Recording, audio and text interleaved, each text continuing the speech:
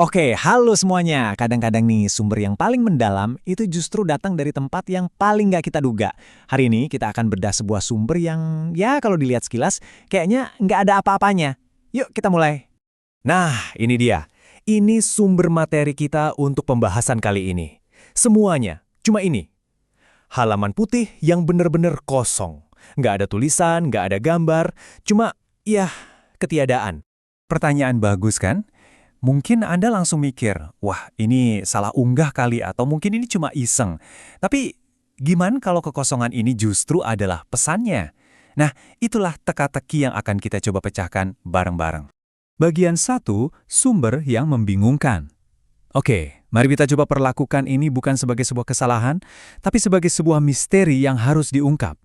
Dan ternyata bukan cuma satu halaman, semua halaman dari sumber ini sama persis, kosong.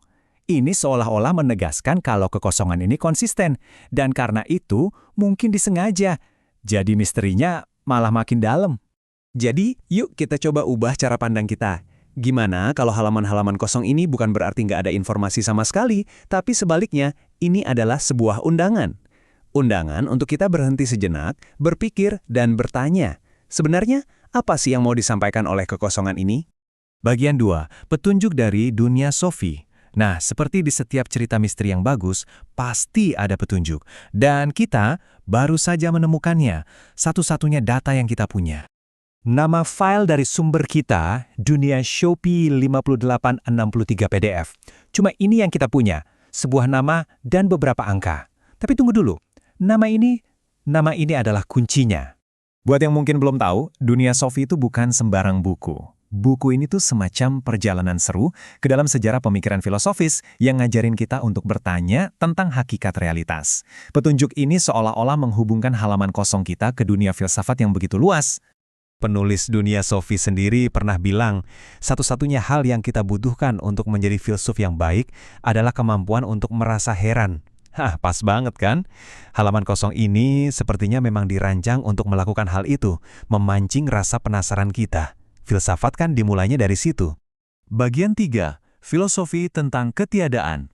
Oke, dengan petunjuk ini di tangan, kita sekarang bisa mulai menjelajahi makna di dalam kekosongan. Gimana sih para pemikir besar memahami konsep ketiadaan? Ternyata ketiadaan itu konsepnya nggak sesederhana itu. Dalam pemikiran eksistensialis di barat, ketiadaan itu adalah ruang di mana kita bebas menciptakan makna kita sendiri. Tapi di sisi lain dalam Zen, kekosongan atau shunyata justru dianggap sebagai sumber dari segala potensi. Wah, dua cara pandang yang beda banget tentang kekosongan yang sama. Dan konsep ini ada di mana-mana, nggak cuma di filsafat. Coba dipikirin, dalam musik, jeda di antara nada itu yang menciptakan ritme. Dalam seni, ada yang namanya ruang negatif yang justru mendefinisikan bentuk objeknya. Bahkan diam sejenak dalam sebuah percakapan bisa punya makna yang dalam. Ketiadaan itu ada di mana-mana, dan selalu penuh makna. Bagian 4, sebuah undangan untuk berpikir. Nah, disinilah titik baliknya.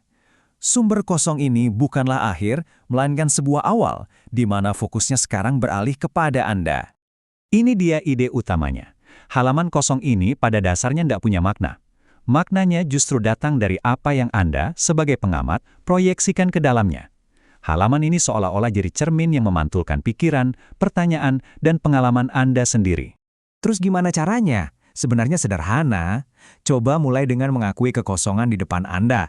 Lalu, ajukan pertanyaan, apapun yang terlintas di benak. Coba hubungkan pertanyaan itu dengan sesuatu yang Anda tahu atau rasakan. Dan dari sana, mulailah membentuk sebuah cerita. Jadi sekarang, giliran Anda, saya mau Anda benar-benar melihat ruang kosong ini. Apa yang Anda rasakan? Kenangan apa yang tiba-tiba muncul? Pertanyaan apa yang timbul? Tenang saja, nggak ada jawaban yang salah di sini. Bagian 5.